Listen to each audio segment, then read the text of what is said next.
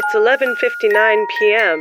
at Jacob Marley's grave, and you're listening to Night Call.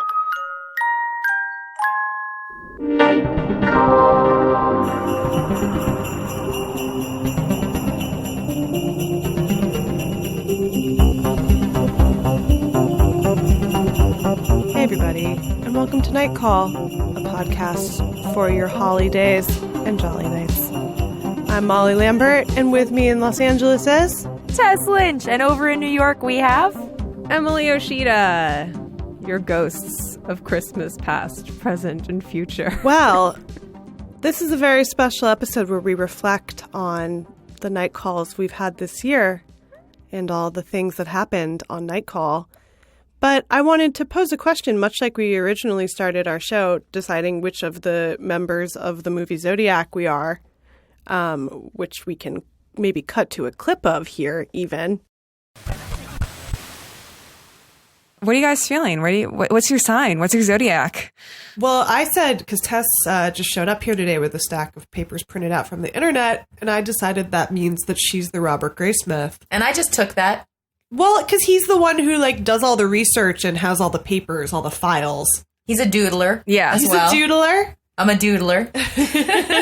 And Molly? Emily, you expressed an affinity for Ruffalo. Well, I feel like I'm Mark Ruffalo in most movies if he shows up. I do think in this case, too, especially when I was an editor, I feel like you have to be the no fun person a lot. And so I had sympathy for Tosky because he's like a detective and he's not he doesn't get to have crazy conspiracies or go on crazy benders like Robert Downey Jr. does. He kind of has to just be a regular detective and carry out the, He gets to wear a cool sidearm though, right? He does. Like a cool gun holster. Yeah, and he has good ties. He has bow ties. I like his style a lot, probably of all of them.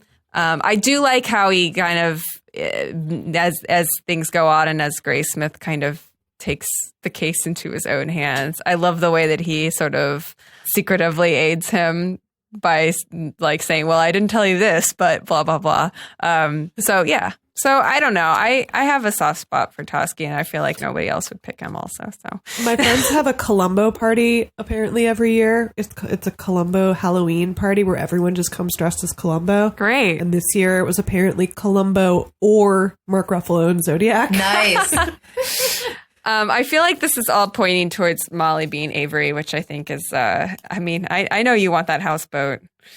I want to be the Robert Downey Jr. character in anything. Yeah, me too. But when I'm honest with myself. Up until Iron Man, at which point I don't care anymore. You don't want to be an arms dealer? No, I don't want to be an arms dealer superhero.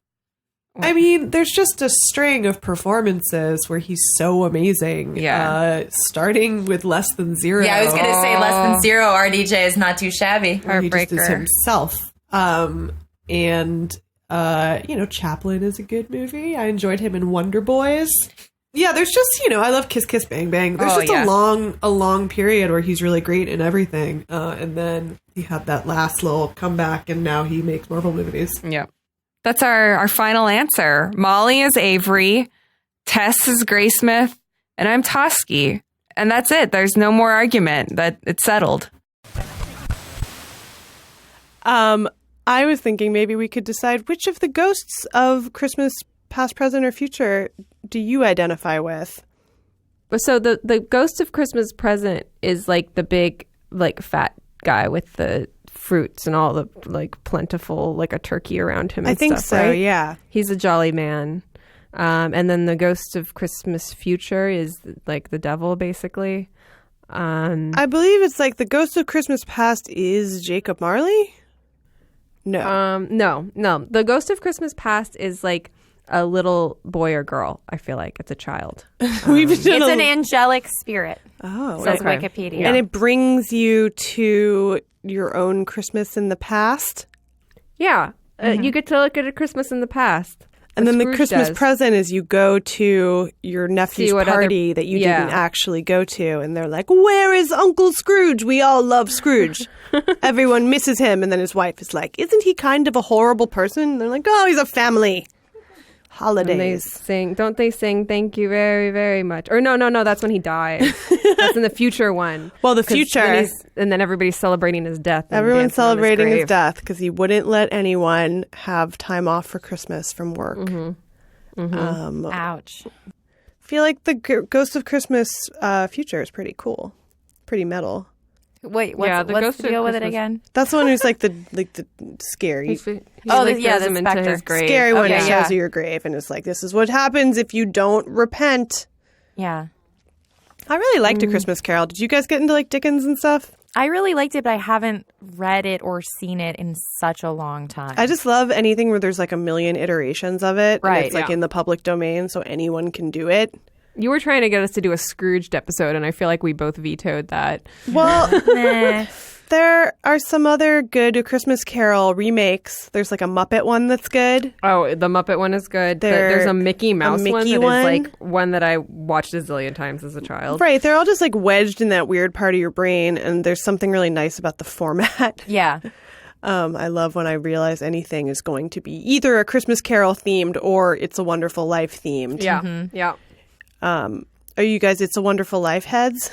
Absolutely. I love It's a Wonderful Life. I'm too fragile, man. You're too fragile. Yeah, I'm really fragile about it. It's very dark. It's like the darkest movie. I remember there was one winter when I watched it and just thought like I kind of just made myself like midway through I was like I don't think you can handle this, and by the end I was just crying so hard and I was like don't do this to yourself, Tess. That's why people like it, though. I know, but it's Tearjerker. yeah. Gives you you can just ventilate all your tears, your Ooh, it's holiday too much. tears. Maybe Imagine this year I'll yourself do it. as Jimmy Stewart, just like Yeah.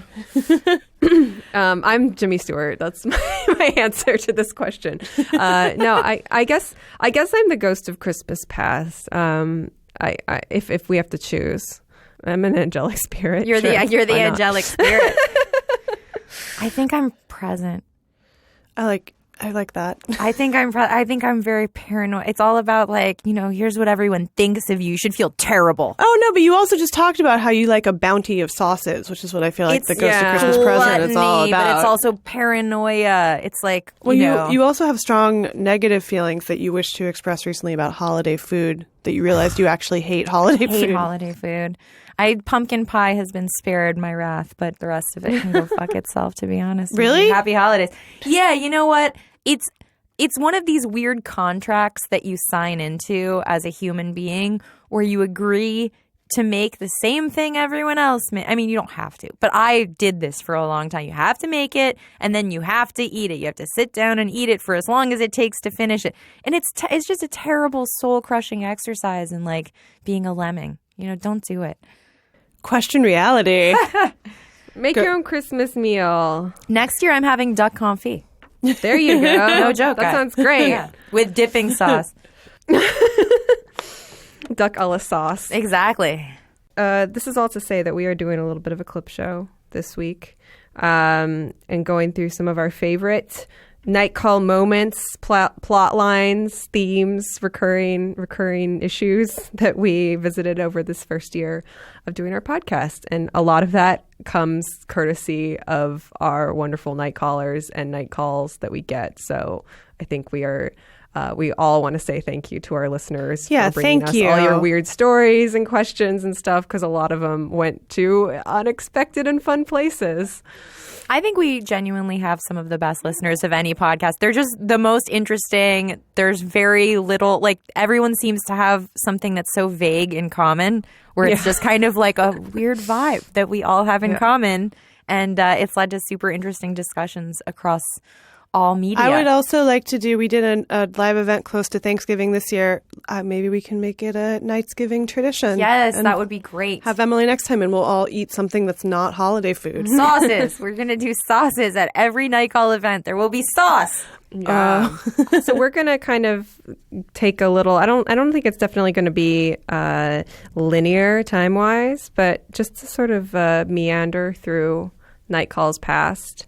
Some of our favorite murder boards, ice cream trucks, and other familiar faces that we had fun with over the year. So So yeah, meditate on the past, enjoy the present, and think about the future.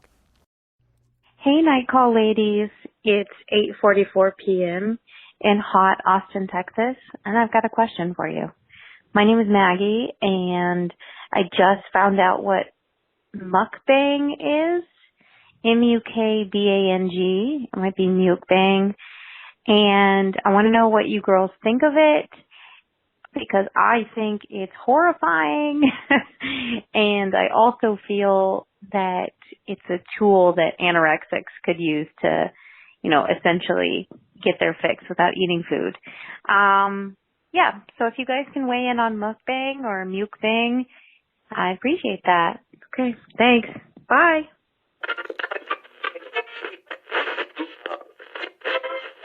I have to say that mayonnaise being killed by millennials is awful. It's a travesty. Somebody on Twitter recently called out the fact that, like, when people don't like mayonnaise and they try and put other stuff on their sandwiches, it's beyond disgusting. I think some of the substitutions that he listed were hummus, pesto, also wrong. I mean, there were so many things that just can't replace mayonnaise. I would put all these things on a sandwich over mayonnaise. Hummus?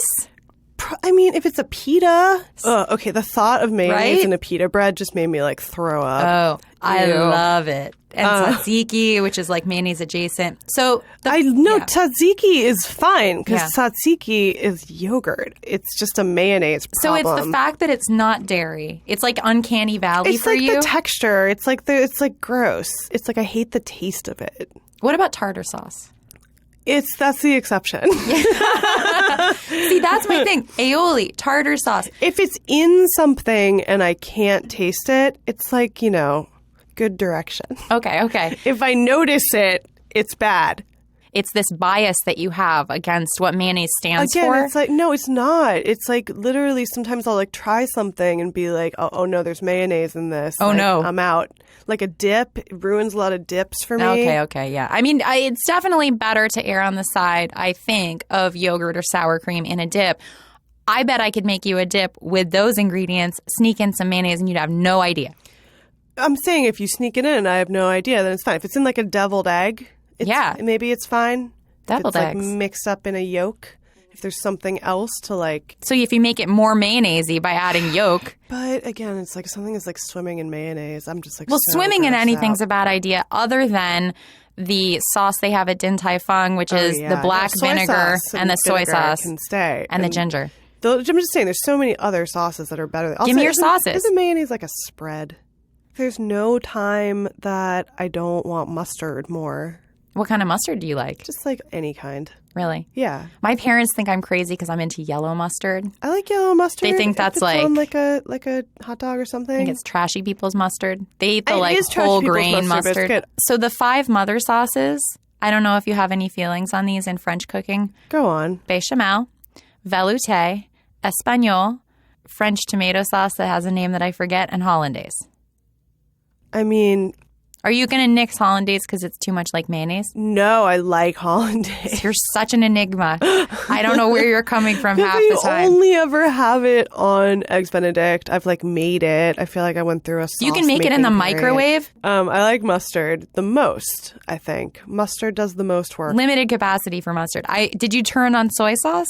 I love soy sauce. Thought that was your favorite soy sauce. sauce is my favorite sauce. It's my favorite sauce. Twinsies. But also ponzu. When you have ponzu, all of a sudden you're like, soy sauce is pretty basic. Where do you fall on ketchup? I like ketchup okay, but I do not accept any ketchup but Heinz. Every other ketchup tastes whack. I don't know why. It's something, there's I think some you're kind right, of though. sweetness. The sugar ratios are off on other people's. Can I mention for anyone in LA that one of the sauces that I'm really addicted to right now is from Dave's Hot Chicken? And they have like this really, it makes your heart race though, which is like, I'm not sure why. Because there's a lot of salt in it. It must be that, but Remember it's like when I drank more, all that soy sauce? Well, and thought I wasn't going to gonna bring it die? up, but yeah, you did. You drank a bunch of soy sauce, and then you got really concerned that you were going to die. And you get 2 sliders, and they're huge, and then you get like a bunch of tubs of sauces because you take, and then you go home, and like 15 minutes later, you're sweating, your heart is Well, I think pounding. there's just a lot of salt in everything good. It's true. I love the Zankou garlic sauce, the Zankou chicken. They have that. It's like basically the same thing that you can get at Trader Joe's, the garlic Yes. spread. Well, that's like when you get fried clams and you have the cocktail sauce and the tartar sauce and you can like alternate. See, I always go for the cocktail sauce, though, in that No, you got to situation. alternate. Yeah. Or Because the cocktail sauce, eventually it's too... what if you just alternate with the cocktail sauce and like vinegar? The No. malt vinegar. You need the like, I like the like pickly, the pickly smooth. You know what I mean? Pickly It's the pickly smooth. Can we get sponsored by Heinz tartar sauce? Seriously, no, well, honestly. So sieht es auch der Sozialverband. Hi, I'm very behind, and I'm just now listening to you guys talk about whales and how whales came from the land, which is creepy. But then you talked about hippos, and I had to call in because I'm obsessed with the story of hippos moving to Colombia. So you should definitely look it up. But Pablo Escobar had a weird zoo on his property, and he had all these hippos brought from Africa. And when he was arrested, they started escaping, and now Colombia has all of these hippos. And it's like exactly the same climate as Africa, but without the drought. So they're becoming the dominant predator.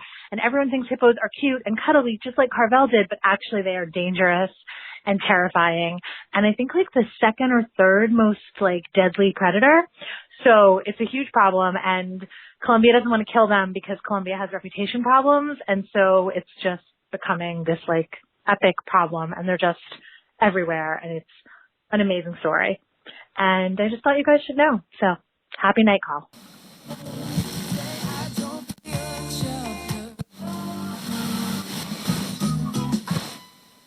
The side note, very shortly after I got married, I bought my first pair of Twas, and I feel like this transformation took place over the course of 1 week, where I'm like, I love my Twas. I'm gonna go be a tourist and wear my squishy sandals. You entered Tiva mode.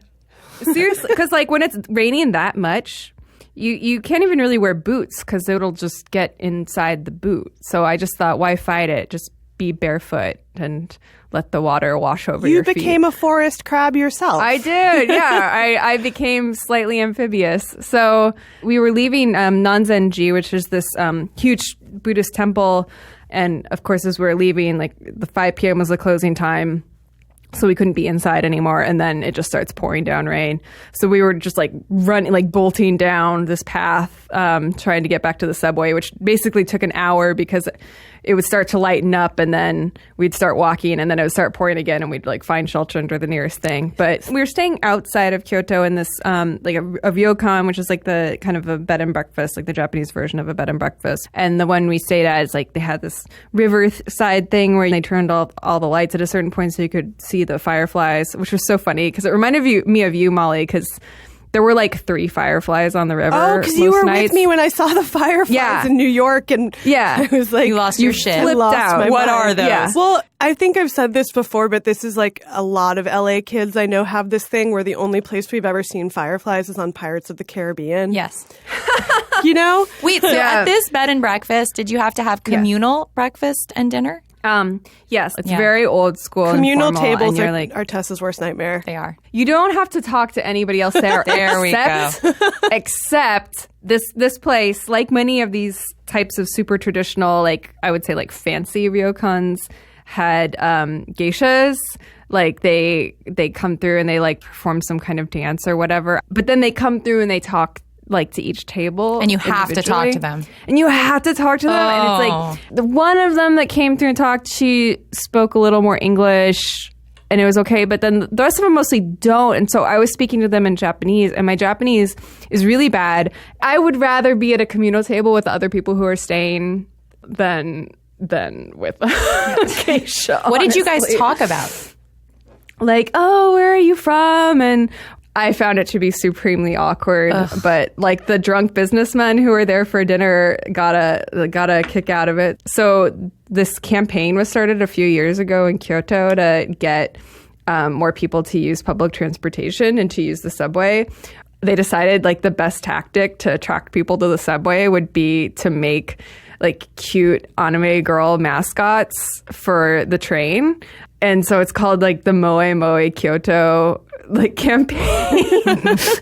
And they have this full cast of characters. And there's like the main girl, she has like a brother, and then another one of her friends has a brother, and there are all these bios for them. And I think they made some kind of short animation, but it's just hilarious because like all of the subways are plastered with these ads of like these cute anime girls like holding their subway passes and like showing how cool and cute it is to have a subway. Does it work? Do people ride the subway more? I guess it's been successful because they've kept it up. Somebody who works for the city made up how do we these, get like, this job? anime characters. But there's one of the guys who's like kind of like a jockish guy wearing a pink hoodie. Is named Takeru, and says Takeru attended the same high school as Ryo and his best friend, who's like the other boy there. He has an easygoing and optimistic side. After graduating from high school, his desire to become a bread maker led him to study at a bakery in Kyoto. He likes how people can buy bread around Kyoto's subway stations. Now I'm just picturing somebody riding the train and falling in love with one of these characters.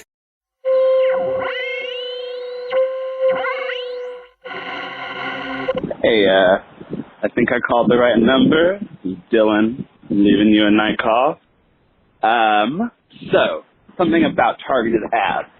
I said something about how I was very upset that there is a new Coke. It's Coke Zero replacing the old perfect Coke Zero. And then I got an ad on Twitter that was like, Dylan, there's someone else in Austin. I live in Austin. Someone else in Austin named Chris or something who also wasn't ready for the new Coke Zero to come out. But look at this video we made that convinced him. And that was when I threw my phone into the ocean. And I'm calling you from a tin can.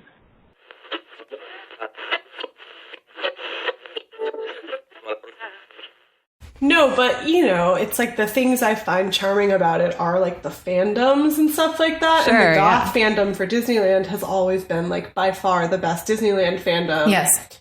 Allie, have you ever And why been would to that be, Bats Allie? Day? Yeah. I've never been to Bats Day, but I did grow up goth. I started dyeing my hair black at like 12, and I have very curly hair, and my sisters would sing Cher songs to me to taunt me, and I was like, no, I love Allie, why were you so goth? I grew up in this town that was wealthier than we were, but had good schools, and so there were people like Hildegard in my high school, and I transferred there in like 6th grade. And someone's like, "You've never been to a Benetton store? You don't have anything Benetton?" And I was like, "No." And so I think I just was like, "Well, fuck, I'm not gonna assimilate that way. So I'm just gonna go head the other direction." So I was like, "All right, I only wear old military things I get from thrift stores." Before you know it, it's a slippery slope. You're wearing black eyeliner as lipstick, you guys. How long was this period of your life? Probably like 13 to like 22, maybe. Whoa, And then commitment. I know. Yeah. I moved to LA and was like, oh, I guess it doesn't work here. It's just too LA hot is here the to be best goth. place to be a goth. I didn't know that. I didn't find my people yet. I remember I drove down to like go to Helter Skelter a couple times when I was like in college, but I never went to a Bat Day, but I found it very endearing that so many goths would congregate in the daylight, because that is not of course that's not what you So not goth. So many parasols. Yeah. I love that picture of the Cure at the beach. I've never seen it. It's so funny. They're the Cure, but they're at the beach and they look so uncomfortable. I think you just Oh, found I our know that artwork picture. for It's next so week. amazing. Yeah. Yeah, and that to me is like the SoCal goth, because I'll go. I think there is a thing where people go in this like beach goth direction where you're like, I'm going to wear all the clothes. Because who expects that in 100-degree weather? Least of all you wearing all the clothes.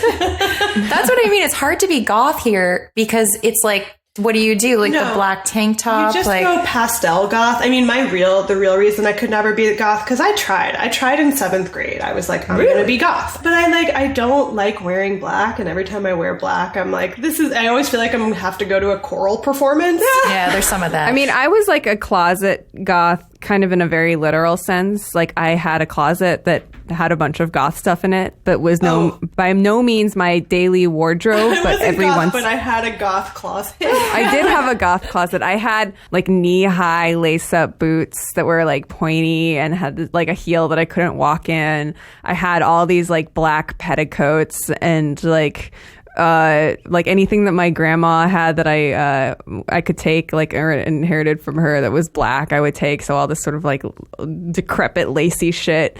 And every once in a while I would have a goth day, which was always a great a source of self-expression. I think I wanted to be able to commit more to being a goth, but I also wanted to like do other things too. But goths hate Halloween just because there are a lot of people who are like, look, I'm goth today. And you're like, this is my everyday. So there's always like I remember I was in college, my first year of college, and I walked into my dorm room and my not goth roommate was wearing all of my clothes. And she's like, for Halloween, I'm you, but sexy. And I was like, you bitch. Well, I was a virgin and I did play Magic the Gathering a lot. So she had a point. I wasn't. Whatever. No way.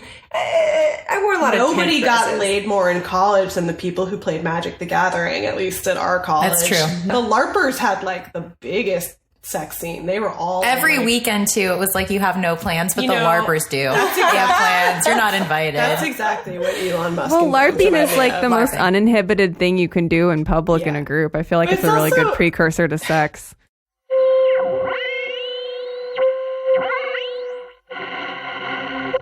Hey guys, so it's Nicole from It's Happening with Snooki and Joey, and I have a night call for you guys.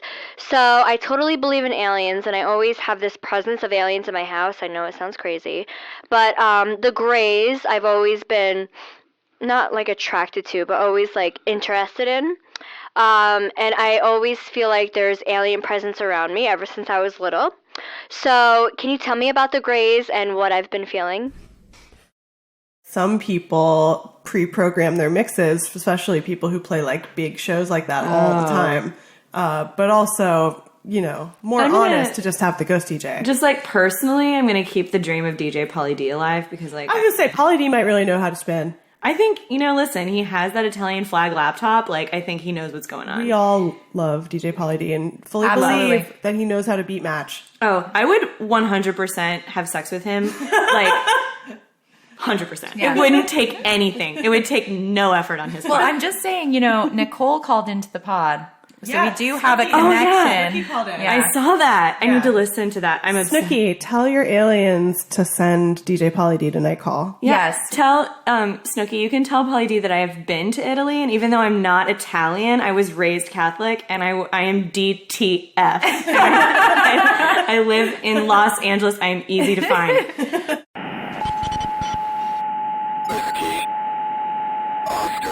Hey, Night Call. This is Kate. I'm calling with a spooky story for you. It's something that has happened to me recently. In the past couple of weeks, probably 2 weeks, I've been getting calls from a private number. So I assume someone who has, I think, star 67 their number. So I can't see the number. It's private. It's blocked. And the first couple of times I missed it or ignored it because who answers private numbers? And it never left a message. Then finally I picked it up. I was in a car with some friends and I put it on speaker just to be like, what's going on? And the first thing I hear is, hello, like the ice cream truck thing, that voice that's like, hello. And then it starts with an ice cream truck song. I can't remember if it's the Scott Joplin song or Do Your Ears Hang Low or whatever. But anyway, it's a recording of the ice cream truck and it just loops. So obviously I was pretty freaked out, and I kept getting the calls for the next couple of days, and I only answered it like one or two more times, but each time it was the exact same thing, and luckily it just, so then I just started ignoring them, obviously, and it never left a message, so that was the biggest blessing, because I hate, voicemails, especially creepy ice cream truck loops.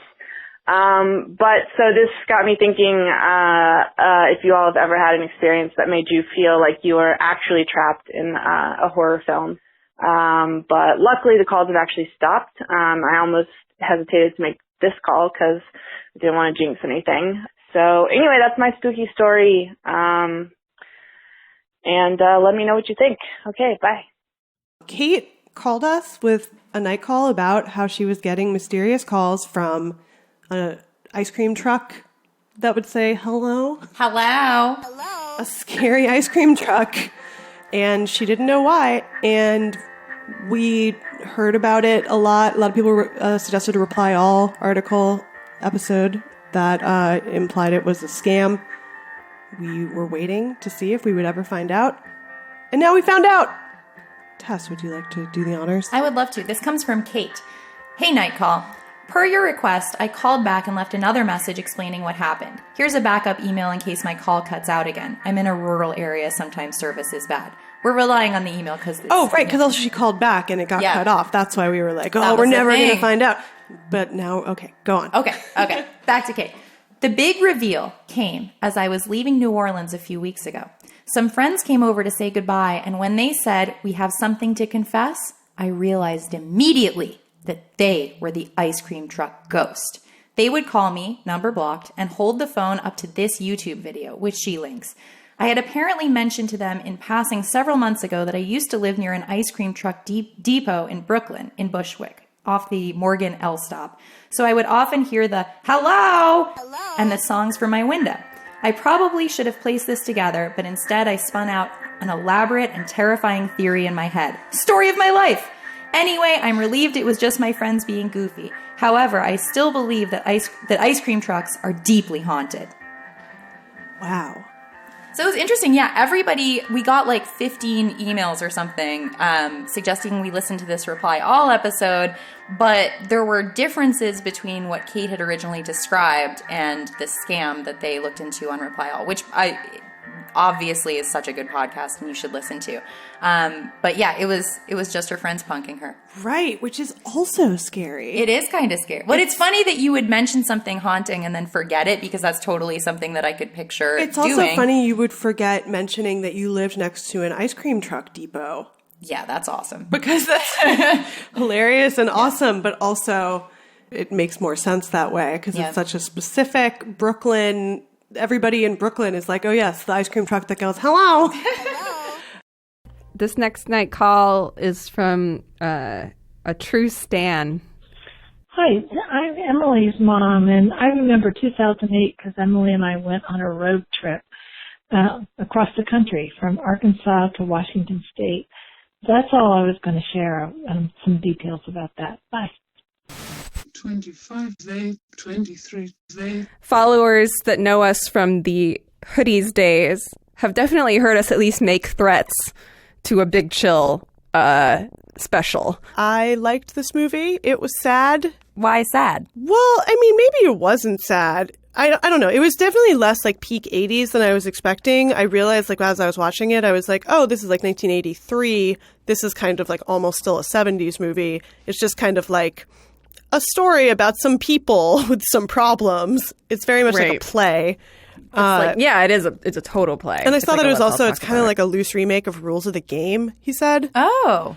It's like a French country estate, but it's just like a country house and some white yuppies who are having a lot of issues. Right. But having fun having their issues. Well, okay, this is what I was going to say. Is the reason I thought it wasn't maybe depressing because I was like, is this like an upbeat ending? Spoiler alert, like everybody has sex at the end during like a lightning storm. This movie is very horny. But yeah, I was like, this movie is sort of like, it's like at first it's all sad about like, oh, you've made all your choices and you're stuck now in your life forever with your like boring life that you chose. Nothing like the fun life you thought you were going to have when you were a hippie living in a co-op with your cool friends. And now you're confronting it in a funeral scenario. But then at the end, it's like everybody kind of is like, oh, actually, we still can change our minds about stuff still and like let your friend's husband knock you up. Which is, that's one of two really wild plot points, I think.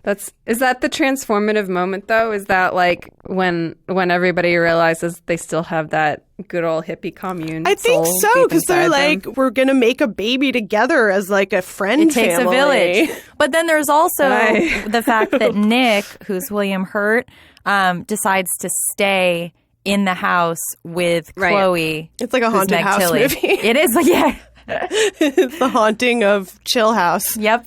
Is Meg Tilly like always doing stretches and like doing contortions in a leotard because she's young and flexible? Yeah, of course, and because it's to show that it's the 80s. Well, I mean, like flexible metaphorically. She's doing more like, you know. Well, they don't really. It's funny. They feel like they include her. They're not like mean to her just because she's like the young. I mean, Glenn Close is giving her some side eye, but I think at one point, Meg Tilly's character Chloe, they're all like waxing nostalgic, and then they ask her about her past, and she's like, "Oh, I don't really talk about the past because I don't care about it as much as you guys." So she kind of represents the like she's not nostalgic yet because she's still at a point where she's still like idealistic, and anything can happen in her life, and like she's just enjoying her. She's in her 20s, man. It feels like she's more. She doesn't have a tight group of friends though, like they do. That she's also a drifter. She's a drifter. She's like seems like she's just dated a series of older men, and like she says something to the effect of, "I don't know that many happy people" or something. Yeah, I like that. I think she's secretly the greatest character. But no, she is a great character, and like. The leotard that she's doing, the stretches in at the beginning, is like very specifically such an 80s leotard that like put me in a weird state of mind. Can you imagine how hard it would be to pee if you were wearing a leotard over tights? It's just I mean, I remember how hard it was to pee wearing a leotard over tights. Yeah, and yet everyone did. I was saying to Tess, I found all of the men in this movie very attractive. But who most? Who most of all? Well, you know, I know that this is like a basic take to be attracted to Jeff Goldblum, but I was never a person who was attracted to Jeff Goldblum for many years. And like suddenly I was like, Jeff Goldblum, wow, what a charming guy. Very good at taking imaginary phone calls in movies. Yeah.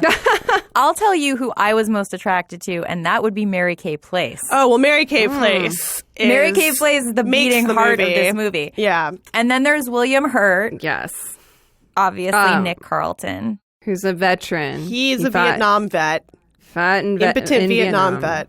He cannot get a boner or does, I don't know. It's My husband unclear. was like, his dick was blown off. Yeah. Is that it? Never Okay. said. Is they're it? not really No, that but explicit I was about it. envisioning the like Born on the 4th of July, like pulling your tube out. Yeah, there's something. That's what I imagined. Jeez. He also does a lot of drugs. And I find him to be the least attractive in this film. He's a babe, though, still. Mannerisms wise and the dryness of his sense of humor, he is the number one babe. Number one babe. Really? See, this is great. Looks wise, not exactly, but I like stoic. Interesting. Stoic babe. So sieht es auch der Sozialverband. Hey friends, it's 1:15 in the morning on a Tuesday, which in my life means I'm just finished up with tabletop RPG night during the week and returned home, occasionally scouring the internet for new ideas or games we might play in the future, and stumbled upon a post from Reddit user Funnel27 that is a Frasier RPG, tabletop RPG entitled Boss Dragons and Scrambled Eggs. So obviously, I thought of the three of you, and whether or not you've had any experience with tabletop RPGs, and if so, if you'd be interested in playing an RPG with Niles, Frasier, Lilith, and Daphne. Have a good evening. Wow. Well, guys, would you like to read some passages from Kelsey Grammer's I? so far? And thank you very much to Ben for compiling these. He is our Roz. He just spent like 2 hours skimming through this book, the ebook of so far ... Years after my sister had died, a friend of hers told me this story. One night she and Karen had been talking of life and family and where we all were going. Karen stopped and thought for a minute and then said, "I'm not so sure about myself, but I do know this. Kelsey's gonna do it all." And so I dedicate this book to Karen Elisa Grammer. Karen, if I haven't done it all, I promise I will still keep trying.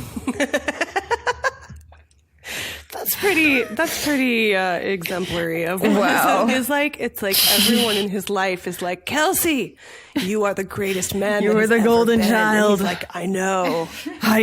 I'm wonderful. Here's the story of how Kelsey got cast on Cheers. Okay. And it's called Weirdness in Kelsey's Life by our producer, Ben. They looked at stand-up comics, and they looked at actors, and then they found me. They found me because every moment of my life led them to finding me. But on the surface level, where the strands of causality are most visible, they found me because I had been in a Stephen Sondheim musical called Sunday in the Park with George. And that was weird. I use this word advisedly to that point. My life had included such weirdness as the murder of my father, the rape and murder of my beloved and only sister, the drowning deaths of my 2 half-brothers, and a marriage that went south even before the ceremony. But it was definitely weird that I ever got to sing on stage in New York, because the thing of it was, when I was chosen for Sunday in the Park with George, I was in my late 20s and I hadn't sung since I was in high school. What? So weird. Like as if that's anywhere near as what? Wow. I will also say that my friend listened to the rest of the book on her drive back to San Francisco. What did she? I want to hear everything. Oh, just that it was bananas. Yeah, I recommend listening to the audiobook.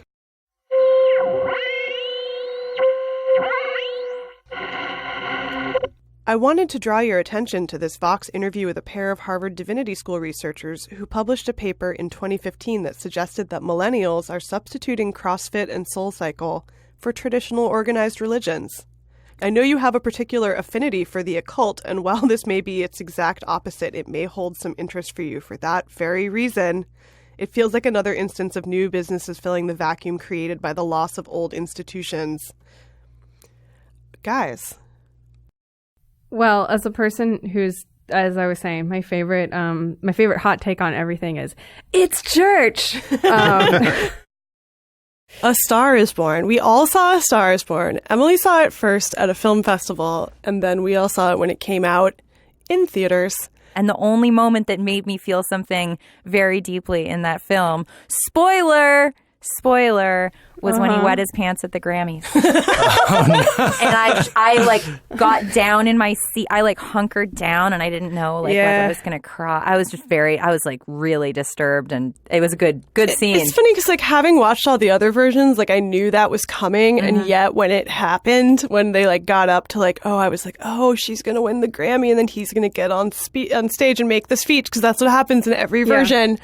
And then when he like wasn't talking, he just kind of stood there. I was like, started falling asleep. He's gonna piss himself. You knew. I knew. I didn't know. Well, I was just like, Jack? Yes, I did. There's a lot of foreshadowing in that movie. There's an actual shot. Did he drink like a whole bottle of water before he went on stage? No, as he sits down, he's like, I was trying to go to the bathroom, but somebody like rushed me down to this seat. Nice. I didn't notice that. Yeah. Wow. Yeah. He was like, they pulled me out of the bathroom or something. Whoa. Can I foreshadowing. ask, Molly, how does that play out in the other versions? Like, what's that scene like? In every version, it's that she finally gets, like, she's becoming a star and she wins her big award of her career. The award of her career, and he's won it before.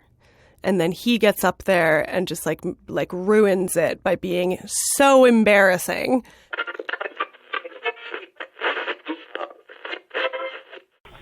Hey, Night Call. It's 5:51 in upstate New York, and I'm doing one of my favorite things, which is walking my dog and listening to your podcast. And the one I'm listening to today is the discussion about the cremains cookies. And it made me think of something my wife has joked about for the last 5 years, ever since our previous dog died, which is eating his cremains. So not, like a whole bowl of ash, but just, like a dip pinky into it and be done with it. You couldn't dip your dog. She's joking. She hasn't done it yet, but you all discussed whether it's better or worse if it's a family member or not, and I'm asking if it's better or worse if it's a pet. So anyway, happy Night Call. Bye. There might be ghosts tapping me on the shoulder all the time right now, and I'm just missing them, but it's been a long time. I feel like we don't have enough time to go over all of them, which is really saying something. Like, that's impressive in and of itself. But we had a few that we definitely wanted to hear from you. maybe an ascending order of spookiness. Yeah, maybe we can get some spooky sound effects under this. Yeah. Like a ghostly wind. I didn't bring my own. So. You don't. So if you go to the Brand Library in Glendale, there's a path. If you go there at night, there's a path that leads up into the hills behind it. And if you go up, you walk up that path about 15 minutes, and you'll see a little trail that goes off it. And you'll notice when you go down the trail that the temperature suddenly drops. And you come to a wrought iron gate enclosing a pyramid. Way up in the mountains, there's a pyramid. There's a stone pyramid about 15, 20 feet high in the hills above Glendale. It is the Brand family, and I believe the Brand family built Glendale. They are. Have either of you guys been there? It is so spooky. Have you been there? No, I haven't. Oh, when you come soon, we will go. There's a pyramid is what we're going to get to. And everybody I know who goes there says it's like the weirdest place. Yes. And this is how weird it was for my friends, 4 of whom went there and told me the story together and swear by it. So you go there at night, and the gate is closed, so you have to climb over it. And they came in, and they brought a Ouija board. So they climb over it. They feel very weird. They sit down. They put the disc on the Ouija board, and it just starts spinning by itself. It starts spinning wildly. And then they are in their car on the freeway driving home. Just like a time leap? They all lost the time in between. What? Yes. Did they get rid of the Ouija board?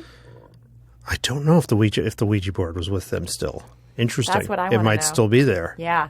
I'll go get it, you guys. Let's go. Or let's just bring another Field trip. one. Was as that an offering? Another demon story? Yeah, number 3. So Well, that was not the one that I thought you were going to tell. So I'm very curious. The one I remember you telling me at Italy was about. It was like somebody said that you had opened up your soul to a ghost flood or the whatever. Ouija board. I was at a haunted coffee shop, and Wait, which haunted coffee shop?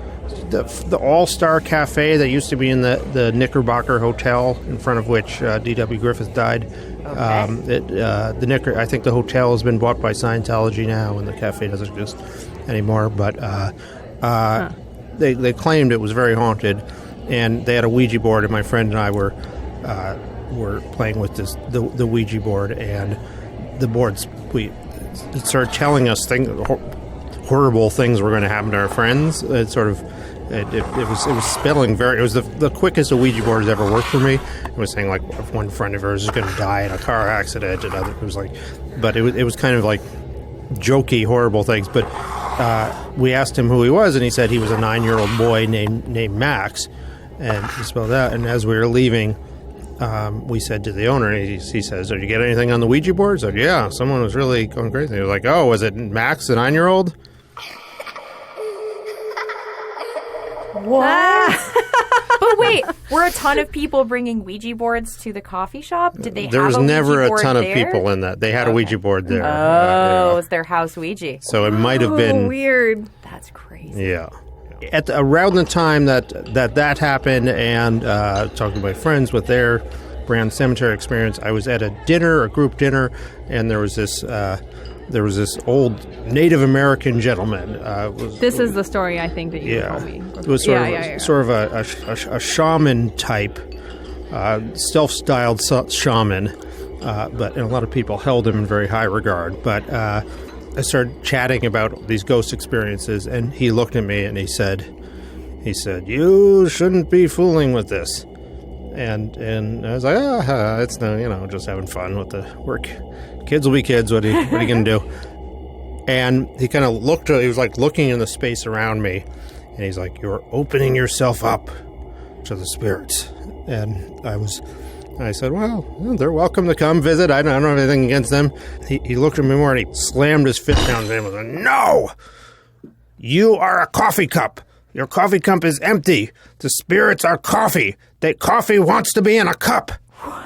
Whoa. Was this David That is Lynch? what you're doing.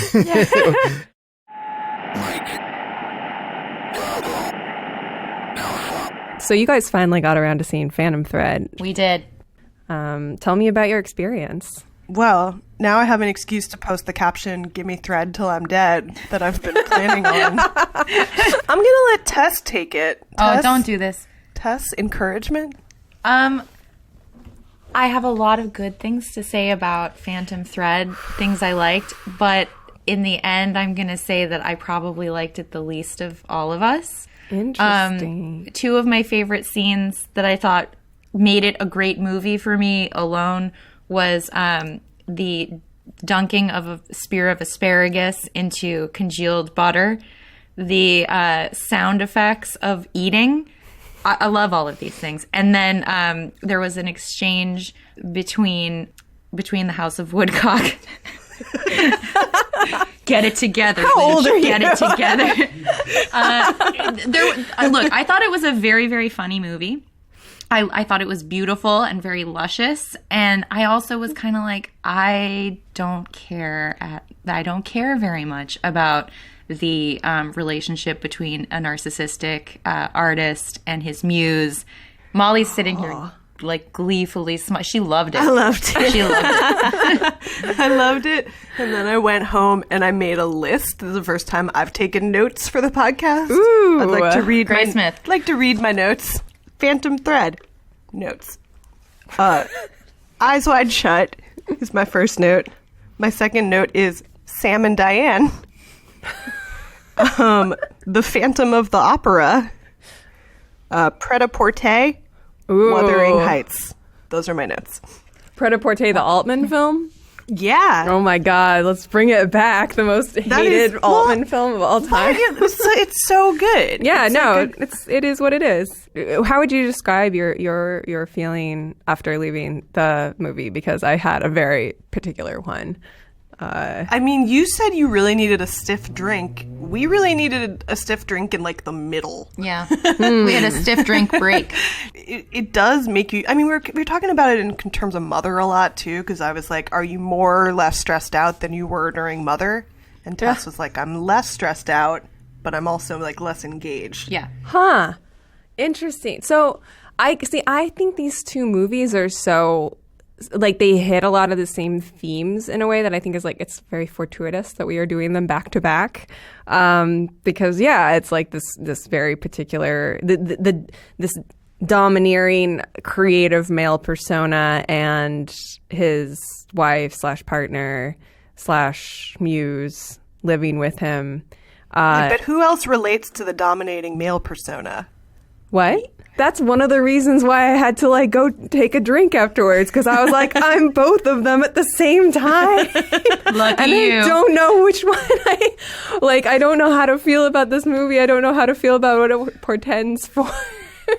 Tess was like, what do you think it was about? I was like, it's about how like marriage is like mutually agreeing to like kill each other slowly over a long period of time by just like a little bit of poison. Well, do you know the story that Paul Thomas Anderson has told about it as far as its origins as an idea? Yes, because I read everything about it. it. I don't. So tell us. It's kind of lovely. So it's that, he is married to Maya Rudolph, and it's one of the most enviable, I would say, one of the more enviable show business marriages.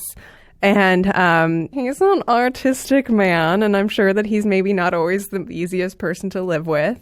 And there was some point at which he got really, really sick and was laid up in bed, and Maya Rudolph was like feeding him and taking care of him, and like realizing that, when he's kind of taken off of his game or like forced into into physical submission via illness, that like suddenly their relationship was so much more tender and loving, and that was the beginning of the movie. Well, Molly found an interesting quote from Jennifer Lawrence on Phantom Thread. Yes. She said, "I got through about 3 minutes of it. I put in a good solid 3. I'm sorry to anybody who loved that movie. I couldn't give that kind of time. It was 3 minutes, and I was just oof. Is it just about clothes? Is Reynolds Woodcock kind of like a narcissistic sociopath and he's an artist, so every girl falls in love with him because he makes her feel bad about herself and that's the love story? I haven't seen it, so I don't know. I've been down that road. I know what that's like. I don't need to watch that movie. Laughs. Okay, first of all, Mic drop. relatable queen Jennifer Lawrence doing the thing I always do, which is to tell you a whole opinion about a movie you haven't seen.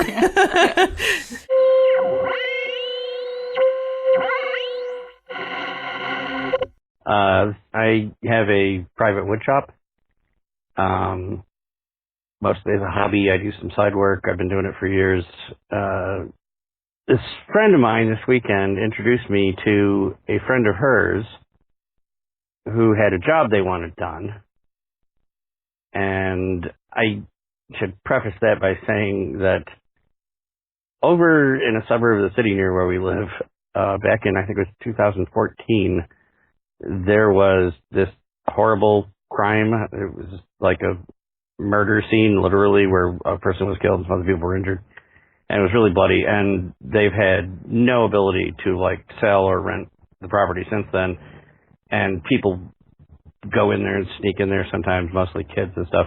Anyway, this young woman, she has a piece of wood which she claims, and I have no way to prove this, that she and a couple of her friends pried this piece of wood out from where all the bad things happened. And again, I don't know if it's true. It's a nice, big, heavy piece of wood that has some weird discoloration on it. Anyway, they wanted to know if I would make them a Ouija board and a planchette out of it. I'm not saying I believe in all that stuff, but I'm also in no way saying I don't believe in it, to the point where I think about it. And I know that some people who play with spirit boards and things, and they have like pictures of the kind they want. It's just like this Eastern European, really old Gothic style one. I know people who use it. You always hear stories like they get like maybe entities attached to them or something like that, and it never ends well. But what about the person who's like the carpenter who just makes it? I mean, if they're not using it, they're not playing with it, they're not trying to talk to anybody or communicate with anything. I guess my question is, if you were in my position, would you just say, stop overthinking this and go ahead and take the job? Because I could definitely use the cash. And it does sound like kind of a cool project. Hey, guys, this is the woodworker, who apparently has now become known as the guy with the murder board. Calling to give you an update, I guess. I listened to the show and all the advice you had and the commentary. There's a lot to think about. Really appreciated that. I had no idea that your fans were going to get so interested and start having polls and things. But anyway, just to clear up a couple things, a lot of people asked about, was it unsolved? No, the murder was not unsolved. The person who did it was in the house when the police they were found like immediately.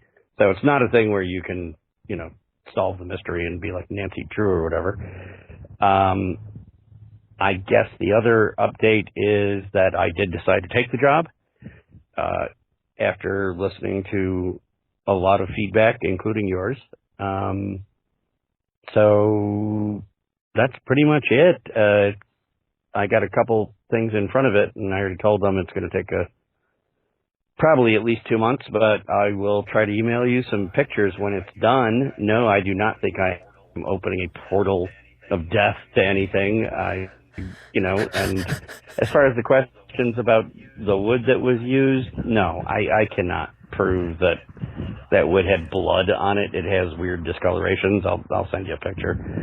But again, it's a paying customer, and how much I believe in it, I don't know.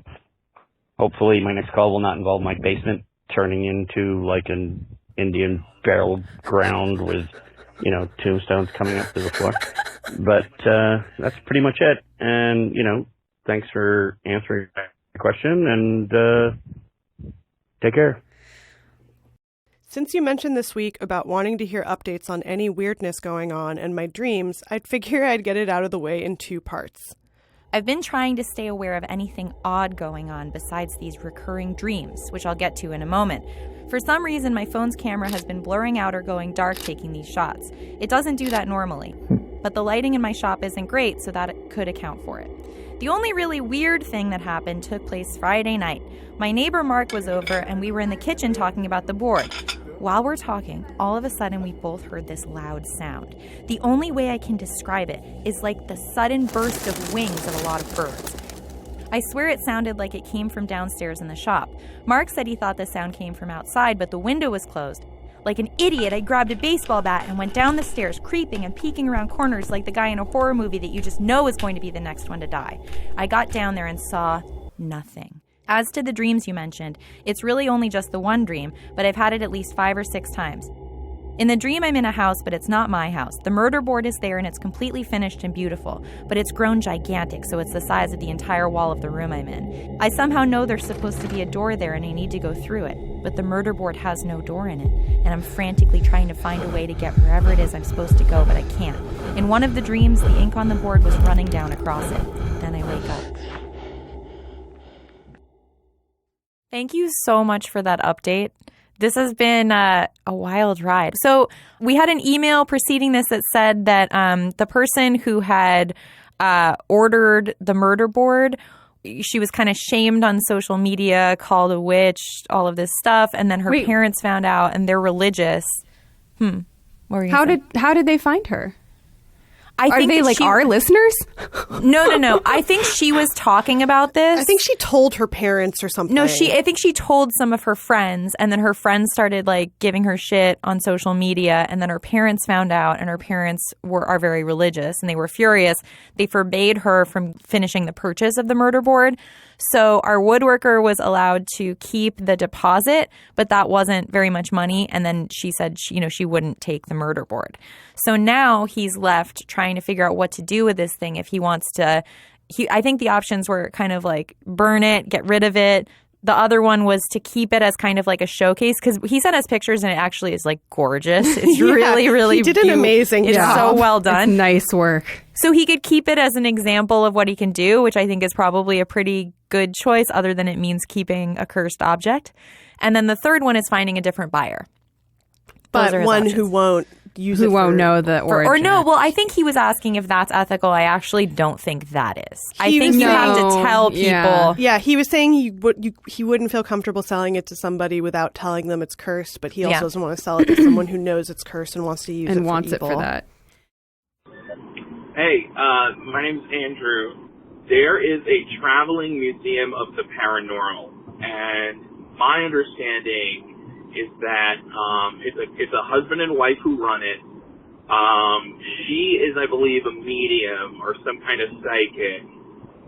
No, she's a witch. She is like a Wiccan witch, and he is just like, I don't know, he's her fucking husband, whatever. I think he's also like a journalist, but not whatever. The point is, they have a traveling museum of the paranormal, and they have all kinds of haunted and cursed objects. So when there is some kind of concern, people can call them and come by, take a look, figure out what the deal is. So I think that if they were willing to,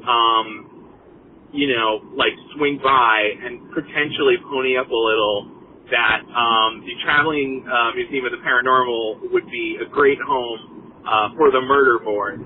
So I just wanted to throw that out there. Seems like a great idea. Seems like a possible. I think it solves it. I think that's like this was all meant to be, because that would be the perfect ending to this story. Yeah. But we got a final update. I know I said last final update was the final update, but this is really the final update from the woodworker who made the murder board. So, the woodworker contacted the Traveling Museum of the Paranormal and Occult, which was a suggestion that one of our listeners called in and said maybe that's the best place for the murder board. He says, I didn't have much hope that they would be interested, but I sent an email to the curator, Greg Newkirk. To my great surprise, he got back to me within a day and was very interested. He's listened to the podcast and knows the history of the murder board. He immediately requested more background information and pictures, but made it clear they would like to have it. He was very informative and helpful. Long story short, the board was mailed out today, and they will begin whatever study they do on such things when it arrives. A couple of days later, there was a tweet from the Paranormal Museum. This just like made our day. So we got a tweet from at the Museum, the Paranormal Museum's Twitter account. They said, "Hey, Night Call Pod, we received a package at the museum PO box this afternoon. Take one guess what was inside," and then a little picture of the note that the woodworker attached to it that says, "As discussed, please find and close the murder board. As much as I almost don't want to know, please keep me updated with what, if anything, you find and what the future holds for the piece." Yeah, all's well that ends well. It's a really beautiful story.